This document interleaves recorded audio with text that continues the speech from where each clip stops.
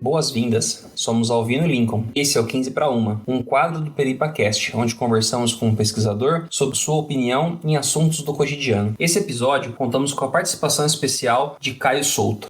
Caio Souto é professor de filosofia pelo IFAM, doutor em filosofia pela Universidade Federal de São Carlos, com estágio doutoral em Sorbonne, Paris 1, mestre em filosofia pela UFSCar, graduado em filosofia pela Unifran e graduado em direito pela PUC-SP. Caio é o dono e apresentador de Conversações Filosóficas, presente no site www.caiosouto.com e também no YouTube com o mesmo nome, Conversações Filosóficas Caio Souto. Esse podcast é de oferecimento do Centro Acadêmico Bento Prado Júnior, do Departamento de Filosofia da Universidade Federal de São Carlos, UFSCar. Para maiores informações, nosso site pode ser encontrado através do domínio peripacast.com.br e das redes sociais, Facebook e Instagram, através do perfil @peripacast.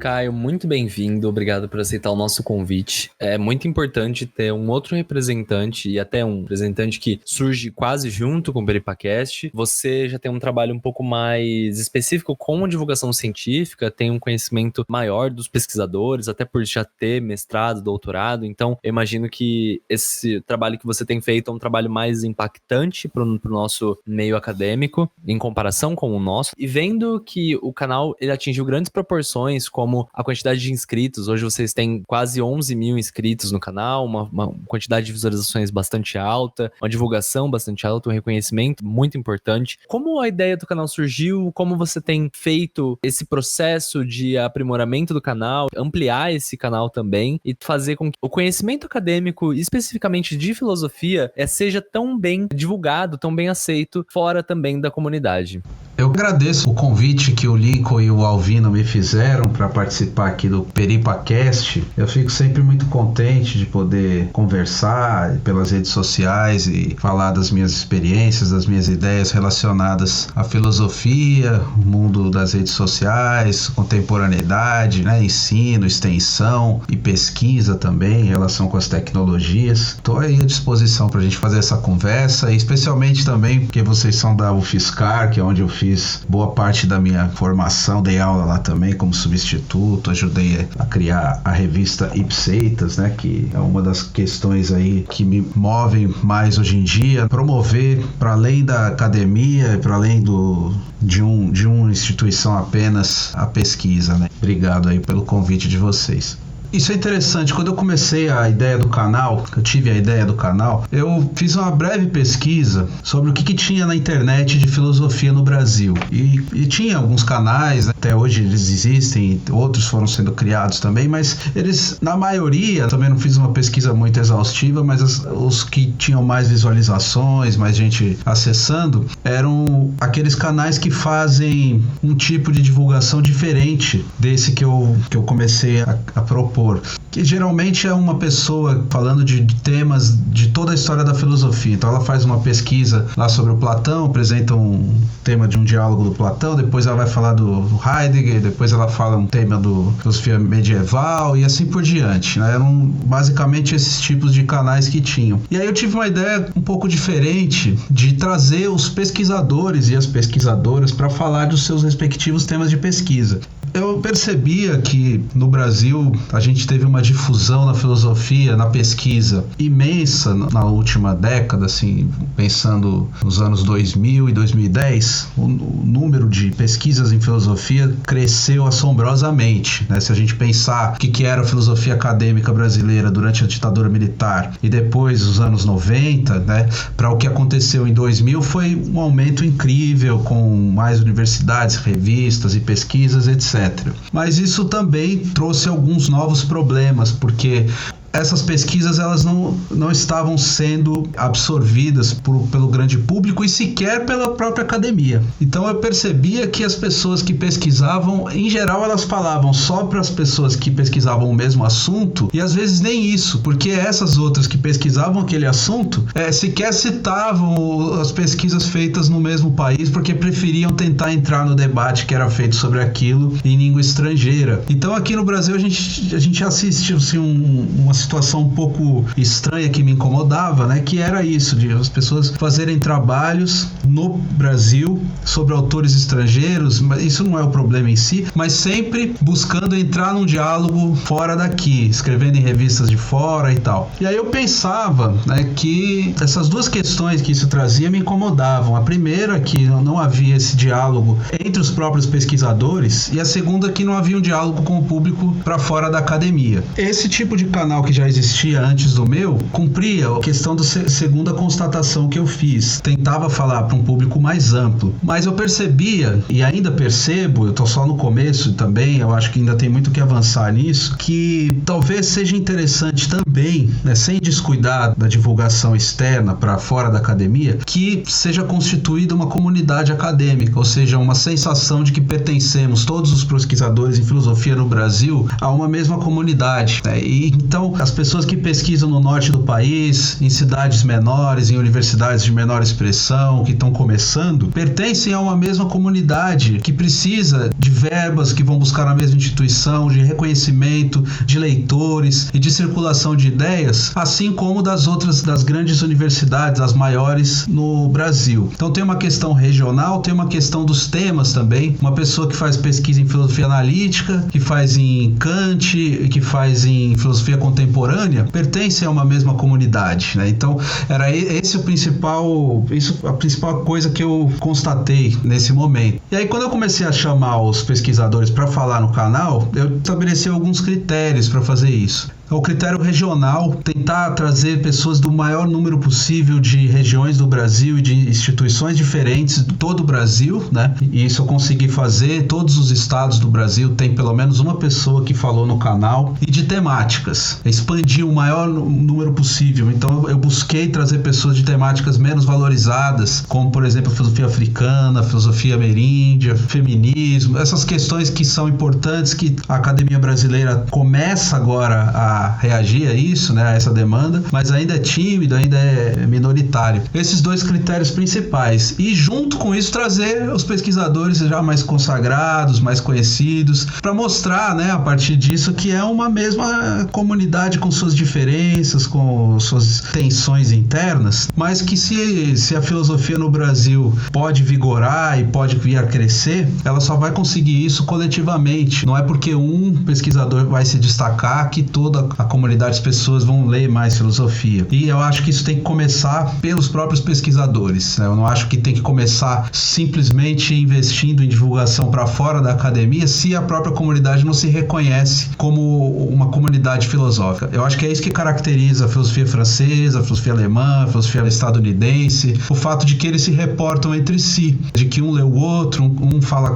a partir do que o outro falou, se criticam entre si. É isso que falta na minha concepção no Brasil. Acho que as redes sociais possibilitam isso. E o momento de pandemia foi um momento em que as pessoas todas tiveram que, de uma forma ou de outra, aumentar o seu número de horas diante do computador, nas redes sociais. Isso foi forçado, né? Sobretudo quem trabalha com docência teve que ir para o Zoom, para o Google Meet e também para o YouTube, em alguns casos. Todos esses dispositivos aí que a gente tem hoje, os podcasts e tal. E eu achei que isso possibilitaria, talvez, um aumento disso que para mim eu ainda constato com uma insuficiência. Então, meu canal surgiu basicamente assim.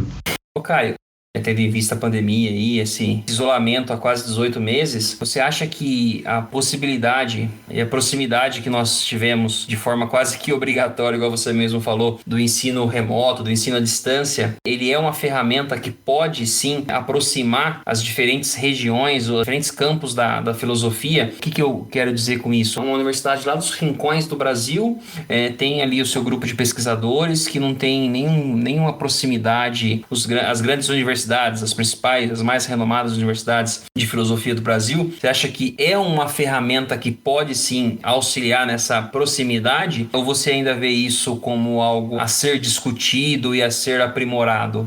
É uma questão interessante e difícil de responder. Eu vou tentar responder primeiro fazendo uma distinção entre as iniciativas de extensão e atividade de ensino e de pesquisa. Eu acho que para essas de extensão, a internet, as tecnologias, o YouTube, tudo é válido se a gente quer estender aquilo que foi pesquisado, o que veio sendo discutido, elaborado, né, dentro de um centro de pesquisa. Então, nesse sentido, eu acho que as redes sociais têm muito a potencializar o que é produzido pelas instituições, né, cada uma delas no seu âmbito e na sua região geográfica. E as conversações filosóficas e outros canais, outras iniciativas que surgiram ou que já existiam, na minha visão, vêm contribuir nesse sentido. Agora, com relação ao ensino e à pesquisa, eu continuo achando que essa intermediação digital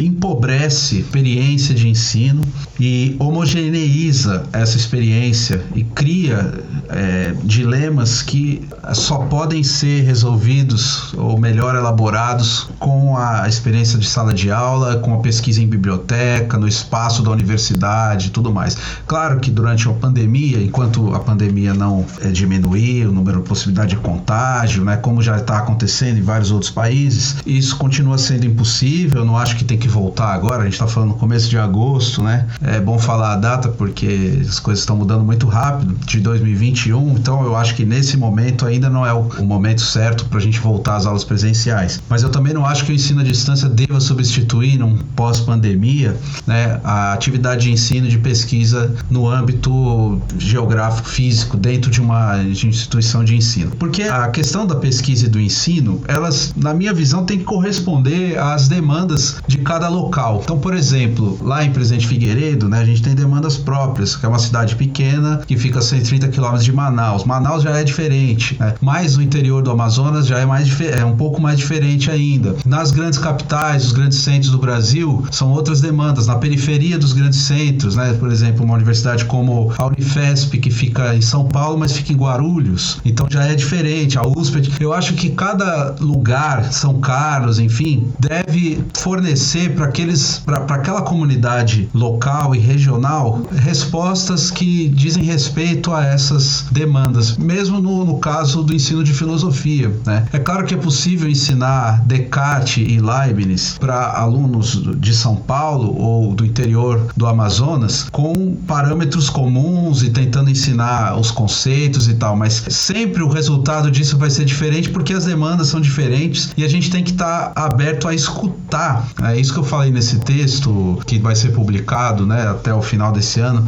a questão da escuta, né? A gente tem que primeiro escutar o que está sendo demandado, né, da população local, porque é para elas que a universidade existe, né? Para a população brasileira que existe a universidade brasileira, os institutos, as escolas, né? Pensando sobretudo no ensino público, né, que é onde eu trabalho, nele que eu mais penso. Então eu acho que o ensino à distância, se for uma substituição irrestrita, né, do ensino presencial pelo ensino à distância, vai gerar um prejuízo gigantesco em algo que no Brasil já é muito carente, que é a educação básica e de qualidade. Assim, é carente ainda, a gente sabe que por mais que existam as universidades, os centros de pesquisa, muita gente comprometida com o ensino e tudo mais, a demanda é muito maior do que a gente ainda é capaz de fornecer enquanto Estado, né, para a sociedade. Então eu acho que nesse sentido eu tô reticente com relação ao ensino à distância, mas pro trabalho de extensão, sim. E aí eu acho que as coisas têm que funcionar integradas. A extensão daquilo que é produzido localmente deve se comunicar com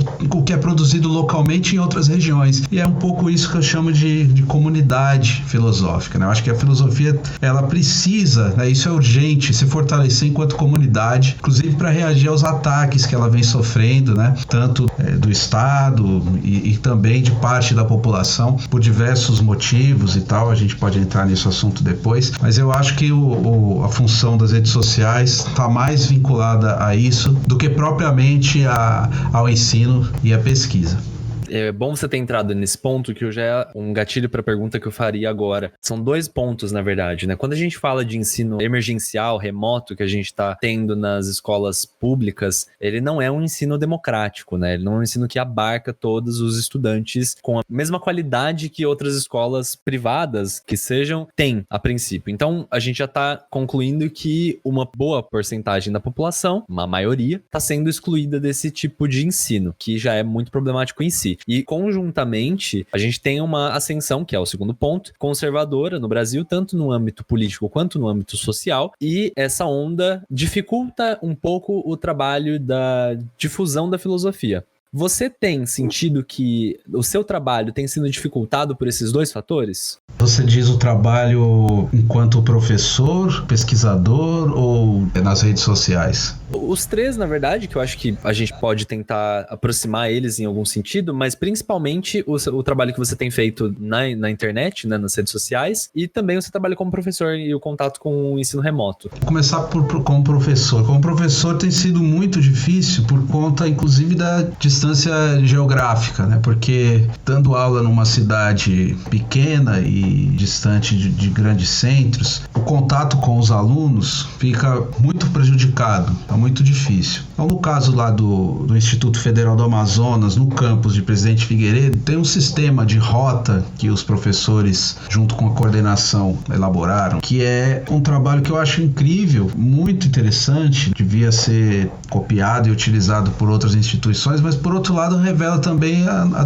nossa deficiência, porque lá é uma cidade que tem, acho que 2 empresas de celular que fornecem o serviço de internet móvel. A grande maioria dos alunos não tem condições de pagar esse serviço, de modo que eles possam assistir às aulas remotas, né, todos os dias. Então o que é feito lá é eles chamam de rota itinerante. Uma van leva o material na casa dos alunos, às vezes eles moram em regiões afastadas, em área rural, de difícil acesso. Essa van leva o material até a casa deles, depois, na semana seguinte, vai buscar e leva o material da outra semana e traz de volta as atividades. Mas esses alunos, eles perdem o contato com o professor e com o ensino, porque a comunicação é só quando chega a rota. Então eles recebem o material impresso, ou então eles vão buscar no campus, os que moram mais perto, que têm condições, e tem que fazer o trabalho sozinho, né, de leitura do material. Às vezes tem questões difíceis, do ensino médio a gente sabe como é difícil, porque são áreas diferentes, então vai vir o material de história, de geografia, mas também o de química, o de física, então é muita coisa difícil para eles estudarem, né? Eles têm que fazer um esforço para fazer os cálculos, ao mesmo tempo assimilar a matéria de outras áreas, de humanas, e depois eles entregam e o professor ele só vai saber o que o aluno fez quando chega o material já todo pronto. Ele perde o processo de aprendizado no dia a dia com os alunos. E pensando que um professor tem várias turmas com vários alunos, às vezes ele nunca nem viu o aluno, porque é só o pessoal que leva na rota e traz, entende?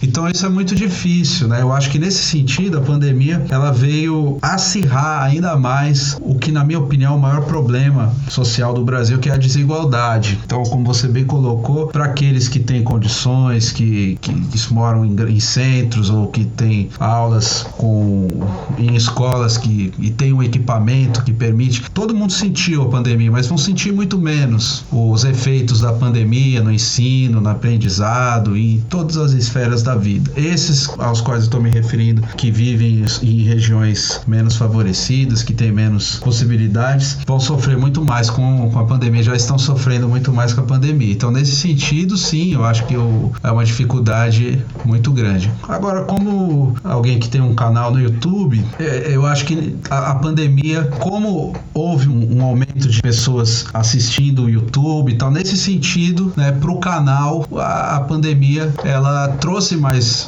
inscritos, pessoas que se preocupam em querer saber o que é a filosofia, por vários motivos. Primeiro, pela condição de todo mundo estar em casa. Então, tá em casa, fica mais no celular, na internet, assiste mais vídeo no YouTube, YouTube, ouve mais podcast e tudo mais. Segundo, porque as pessoas estão se perguntando, né, o que os cientistas têm a dizer sobre a pandemia, mas também o que os filósofos podem ter a dizer sobre a pandemia, o que os historiadores. Isso mais no começo, né? Agora acho que diminui um pouco esse interesse, as pessoas já estão retomando um pouco mais suas vidas e tal, mas no começo, quando eu criei o canal, e eu também estava querendo ouvir as pessoas, o que o pessoal estava dizendo, né? E é interessante querer saber o que um pesquisador de Tomás de Aquino pode dizer sobre o que a gente está vivendo, ou um pesquisador de filosofia africana pode dizer, ou de filosofia ameríndia. E foi assim que eu comecei a querer ouvir as pessoas, não perguntando exatamente sobre a pandemia, mas eventualmente alguém falava. Agora, a ocasião que fez isso tudo acontecer, o canal especificamente, eu posso dizer que foi a pandemia, porque se não fosse essa paralisação, eu não teria criado o canal, não teria me deslocado onde eu estava dando as aulas, né, e tido essa ideia de começar a fazer vídeo no YouTube. Tentando aproximar um pouquinho do seu artigo que você falou, que você citou ele há pouco para falar da rota itinerante, é algo que deveria ser visto com os olhos muito mais cheios de carinho, porque num país com tamanha desigualdade, tamanho abismo entre os acessos, entre as possibilidades, a gente ler, escutar e ver regiões, cidades se dispondo a fazer algo como essa rota itinerante, é algo que ainda nos dá um pouquinho de esperança de que tem ainda uma parte dos docentes, uma parte da educação preocupada ainda em atingir aqueles menos favorecidos. Pelo que eu entendi, você falou que isso é feito na cidade que você está hoje, mas feito no ensino estadual ou no ensino municipal? Não, lá é federal. Você falou ensino médio? Lá é Instituto Federal. Que legal, é o ensino médio do Instituto Isso, Federal. No meu caso, sim. Instituto Federal do Amazonas, que tem cursos técnicos, né, ensino básico, técnico e tecnológico, tem graduação também, tem pós-graduação também, mas isso que eu falei da rota é também no ensino médio. Os alunos do primeiro, segundo, terceiro ano do ensino médio recebem esse material por rota, lá em Presidente Figueiredo. E no IFAM, em outras cidades também, né? Mas eu posso falar mais da cidade do campus em que eu trabalho.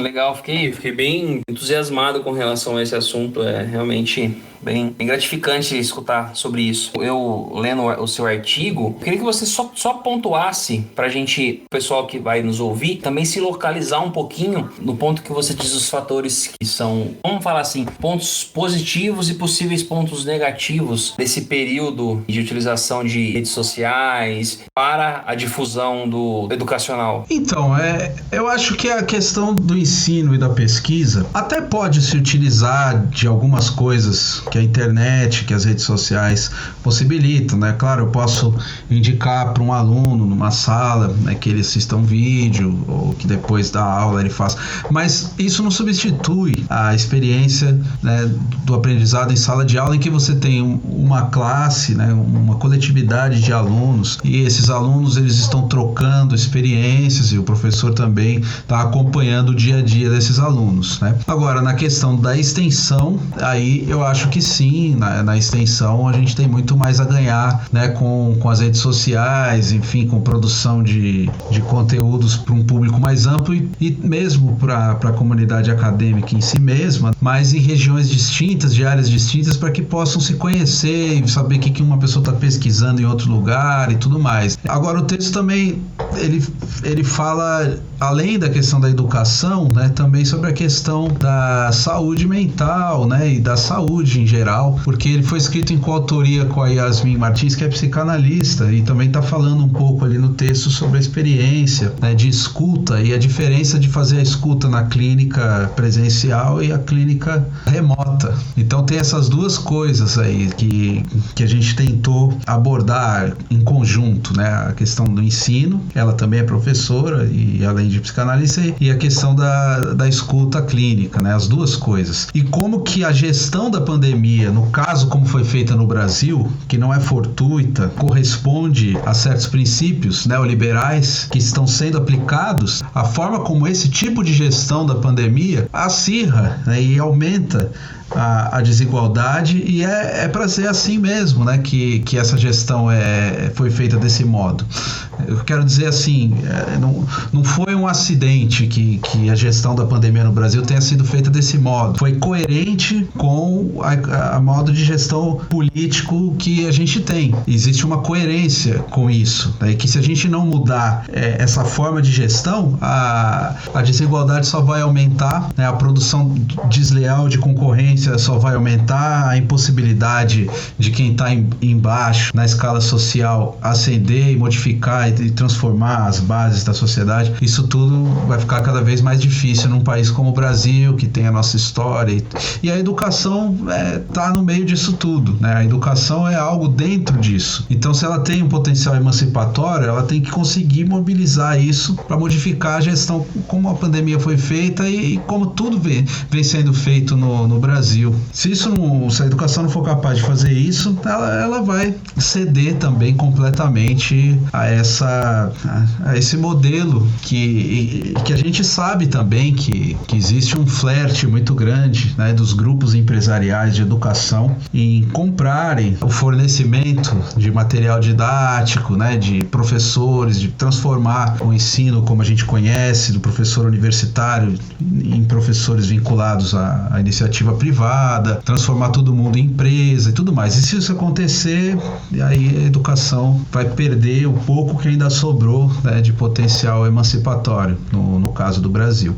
Entrando nesse campo, a gente tem visto aí, de forma um pouco mais incisiva, uma juventude disposta a entender a discussão política, a discussão educacional do nosso país de forma um pouco mais a fundo, né? Que era jogado no ensino médio das escolas públicas, enfim, que era bombardeado aí do primeiro ao 9º ano, depois do primeiro ao 3º ano do ensino fundamental, do ensino médio. E hoje a gente vê uma juventude que realmente saiu à busca de informação, saiu em busca de entender o que realmente está acontecendo, o porquê das dificuldades, o porquê de todo mundo tá conseguindo sair dessa pandemia e o Brasil patinando, essa guerra contra a ciência, essa guerra contra a pesquisa, esses ataques infundados contra a pesquisa. A gente tá tendo que discutir com pessoas que são contra a ciência sem ter nenhum tipo de fundamento. Aí eu levanto a questão para você que é professor, para você que tá com sua caneta na mão para fazer isso acontecer. O que você espera na retomada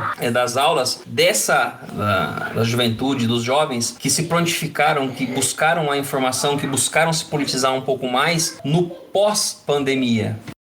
Eu acho que a função do educador é mais de ouvir do que exatamente de fazer previsões nesse sentido. Eu acho que o corpo político que isso pode ganhar vai depender justamente da forma de agenciamento dessas pessoas, né? Você está chamando da juventude. Como é que elas mesmas vão encontrar e buscar alternativas para solucionar isso, né? A gente fica numa posição, né, de tentar acompanhar esse processo, né? Mas eu não sei exatamente se como protagonistas do processo. Eu não sei se a gente poderia protagonizar isso. Então eu me coloco mais na posição de alguém que busca devolver o que é produzido, né, pela própria comunidade. Por exemplo, no canal. Aí não é exatamente o que você está me dizendo, é isso, a pergunta que você está me fazendo. Mas o que eu acho que os pesquisadores, o que eu teria a propor? Eu não tenho nada a propor aos pesquisadores. O que eu procuro fazer é ouvir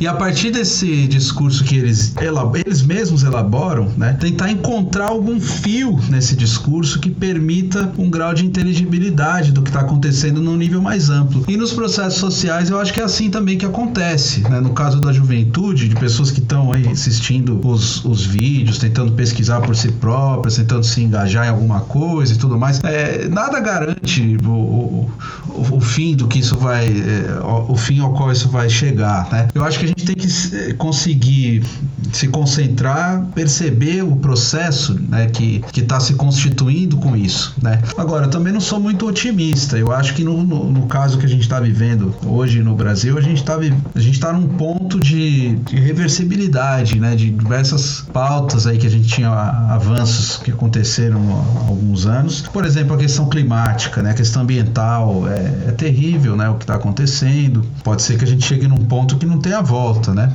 Tá muito próximo disso já. Então eu também não sou muito otimista em dizer o que pode vir a acontecer com isso, né? Eu procuro me colocar nessa posição de contribuir enquanto alguém que tenta ouvir e perceber o movimento do que está acontecendo, né? A partir dessa escuta. E como pesquisador agora, né? Não como professor, mas como pesquisador, tentar levantar com algum grau de rigor o que já foi disponibilizado como elaboração teórica, né? A partir dos arquivos, né? Do que já foi produzido filosoficamente pelos pensadores, pelas pensadoras da tradição. Não sei, não teria muito mais além disso a dizer sobre esse ponto aí da questão política e de alguma esperança política, como alguém que faz previsões. Eu não sei o que eu poderia dizer nesse sentido.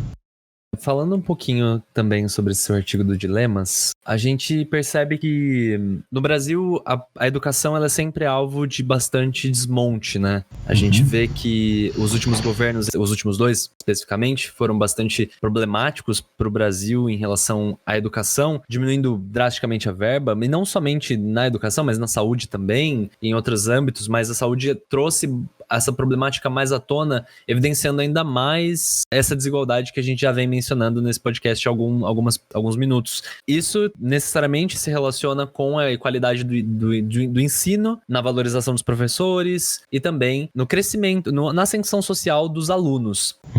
Você percebe nesse trabalho que você tem feito nas redes sociais que esses alunos que chegam até o ensino superior, eles têm uma pressão maior para fazer diferença no ensino superior? Eles trazem mais essa força pela dificuldade que tiveram para chegar até o ensino superior. Eles trazem essa a tentativa de influenciar, de fato, as pesquisas em filosofia no Brasil? O meu trabalho no canal não tem condições de oferecer uma resposta a isso pela questão do tempo, que é só um ano, né? Que eu tô um ano e pouquinho, um ano e meio fazendo, né? Para responder essa pergunta, teria de fazer um levantamento empírico, que já deve ter sido feito, né? Pelo pessoal da sociologia e tal, que verificou, por exemplo, que as cotas para negros nas universidades, e indígenas e outras minorias, sobretudo essas duas, mas eu acho que tem cotas para deficientes, né, também em alguns casos e tal, mas que trouxe um ganho qualitativo significativo, né, nas universidades públicas brasileiras, as cotas. Então acho que isso responde, com certeza, das pessoas que vêm dando oportunidade, né, para essas pessoas. A gente tem um outro ânimo, né, de pesquisa, e eu acho que a reação que foi feita como você citou, os dois últimos governos, né, desde 2016, sem dúvida, a reforma do ensino médio foi uma das primeiras coisas que foram passadas ali, sem nenhum diálogo com a sociedade, com as pessoas que lidam com isso diariamente, que são os profissionais de ensino, de pesquisa, né, uma medida provisória, autoritária, né, que agora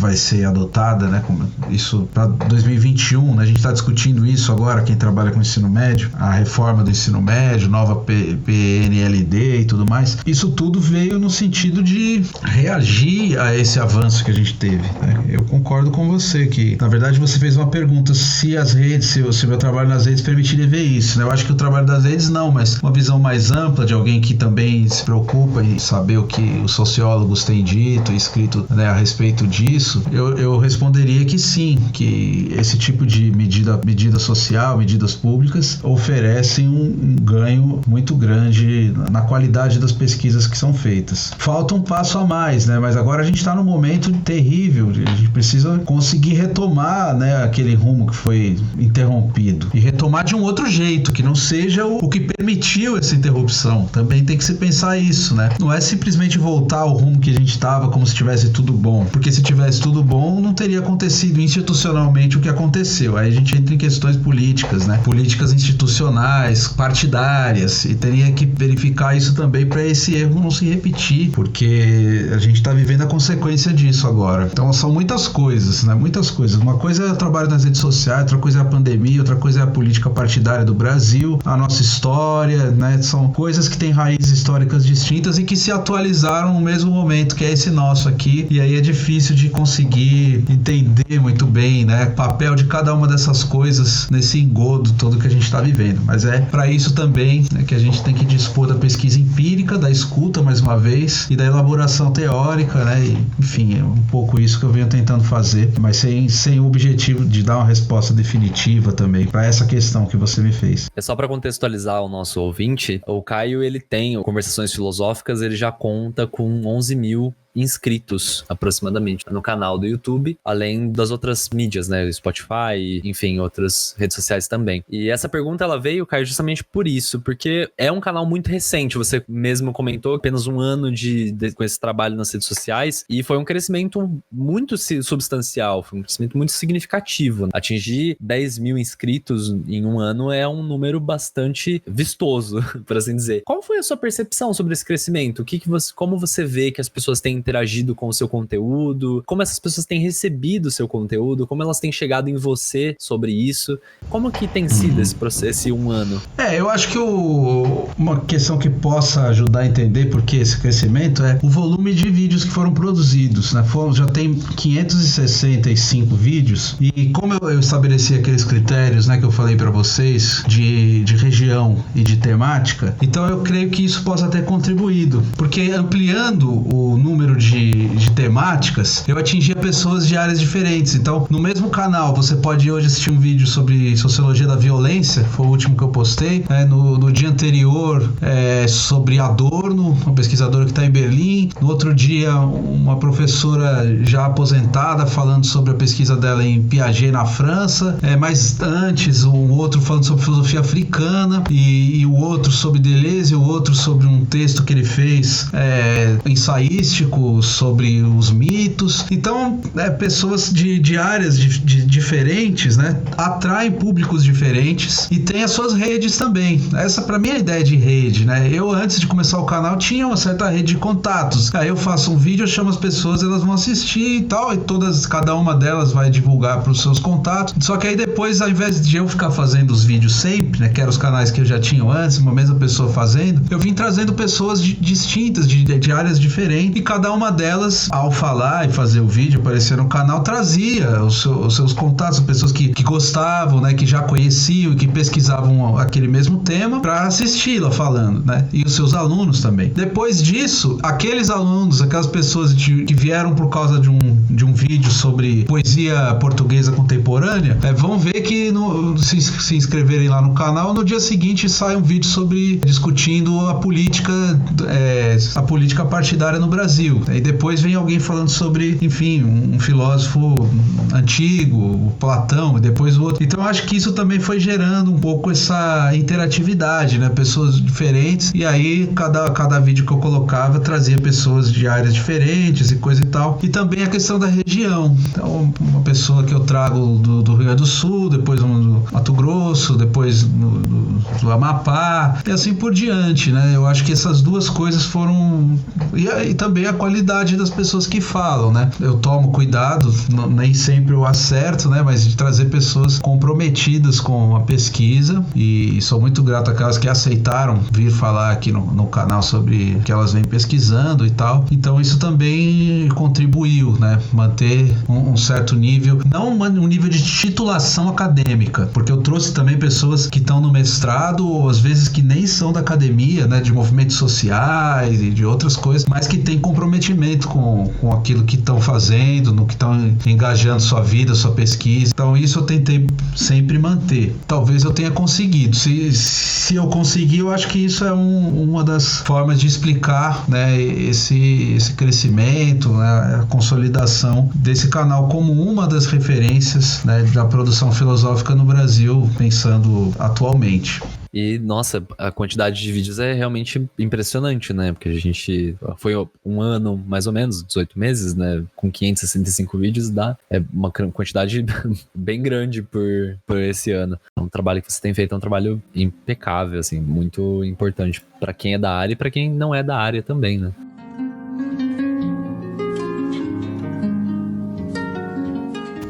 Ô Caio, tendo como base essa conversa que tivemos aqui, eu vou te fazer uma pergunta pra gente instigar um pouco o nosso pensar. Com relação às mídias sociais, com relação à utilização das redes sociais na difusão do conhecimento, eu te pergunto, para onde vamos? Essa é uma pergunta muito difícil, né? Eu não sou muito bom de previsões. Eu vou responder com o que eu coloco no texto, esse texto aí, o artigo, né, sobre os dilemas e as alternativas. Eu acho que a gente tem que começar fazendo um diagnóstico, e para fazer esse diagnóstico a gente tem que ouvir, né? Não é o intelectual que vai dizer o que vai acontecer no pós-pandemia, né? O que ele pode fazer é, se ele for alguém comprometido com a região da qual ele veio, né? Pensando geograficamente aqui o Brasil, o momento histórico que um país como o Brasil vive hoje, pensando sobretudo ainda nos mais desfavorecidos, né? Porque o Brasil é um país desigual, então tem gente lucrando com isso também, pensando não nesses que estão lucrando, nos que estão sofrendo. O que a filosofia pode contribuir para diagnosticar essa crise que a gente está vivendo, né? O que um canal como esse no YouTube pode contribuir para mostrar o rosto e a voz das pessoas que pesquisam filosofia no Brasil, como que isso pode ser devolvido para a sociedade da qual essas pessoas provêm, né, que as constitui e da qual elas são parte. E depois, aí cabe à sociedade, né, também ao assimilar isso tudo, decidir o que vai ser feito ou o que não vai ser feito, né, com essa produção. Porque a questão é muito simples para mim. Se a gente vive num país que não quer filosofia, não vai ter filosofia no Brasil. Se a população não quiser que tenha filosofia, a filosofia é extinta. Então, para que a filosofia possa existir, ela não tem que se auto-justificar e dizer, não, mas a gente é muito inteligente, a gente é que sabe repetir o que os grandes filósofos, que são os homens mais inteligentes do Ocidente, disseram. Então, assim não vai funcionar. Se for essa a resposta, a população não está interessada em saber o que as pessoas inteligentes disseram, né, sobre a fundamentação das matemáticas ou sobre o sexo dos anjos, né, pra gente falar assim, uma expressão que as pessoas conseguem entender de maneira bem simples, né, que é o que acaba sendo feito também, né, na academia, se não houver esse diálogo e essa escuta e essa elaboração a partir de problemas reais e concretos. E aí a filosofia pode sim, com o seu rigor, com a sua tradição, com aquilo que ela vem fazendo séculos e séculos, oferecer utensílios e ferramentas para que as pessoas possam elas mesmas, mobilizando isso, responder às demandas da sua vida, né, da sua vida comum. Isso é um debate muito difícil, né? Eu sei que tem pessoas que pensam diferente de mim também, mas é uma questão que eu acho que tem que ser colocada, né? Eu insisto nisso. Mesmo essas pessoas que pensam diferente de mim, uma vez que acabe a filosofia no Brasil, também não vão ter mais condições materiais de sobreviver no nosso país. Então, eu acho que é uma questão importante, sim, né? A gente pensar isso. Então, num pós-pandemia, o que vai acontecer, eu não sei, mas o que eu gostaria que acontecesse é que isso servisse, né, para as pessoas que trabalham com filosofia e com educação refletirem mais, né, sobre as condições nas quais elas pensam, nas quais elas fazem, condições materiais e concretas, e tentarem constituir com a filosofia dos clássicos, dos grandes autores, das grandes questões, né, algo que proponha uma reflexão mais concreta sobre isso.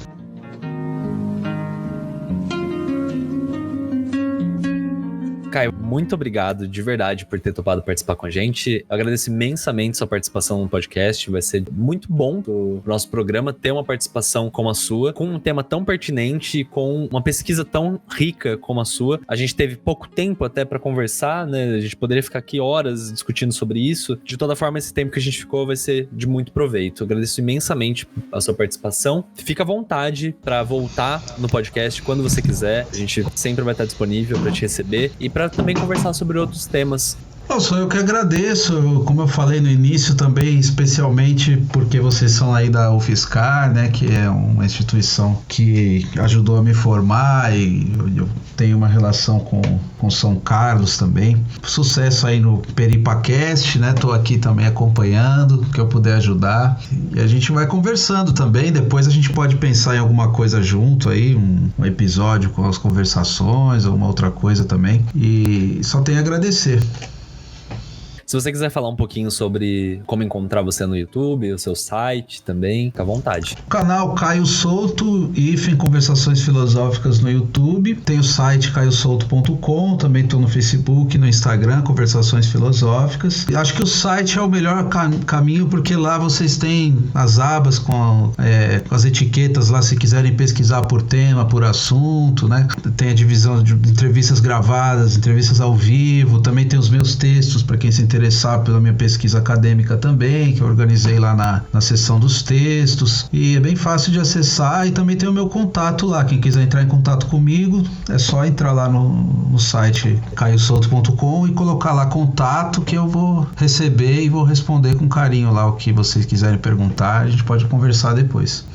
Ô Caio, tenho somente a agradecer por ter aceito de prontidão o nosso convite, ter apresentado parte desse seu artigo, dessa sua pesquisa. Agradecer também a todas as pessoas que nos ouviram até aqui. Os que tiverem também interesse nos demais episódios, podem encontrá-los no nosso site, peripacast.com.br. Para assuntos sobre filosofia, para nos acompanhar também nas redes sociais, nosso perfil é o @peripacast. Ali a gente posta os episódios e também assuntos das mais variadas áreas do conhecimento da filosofia. Então é isso, vamos pensar um pouco.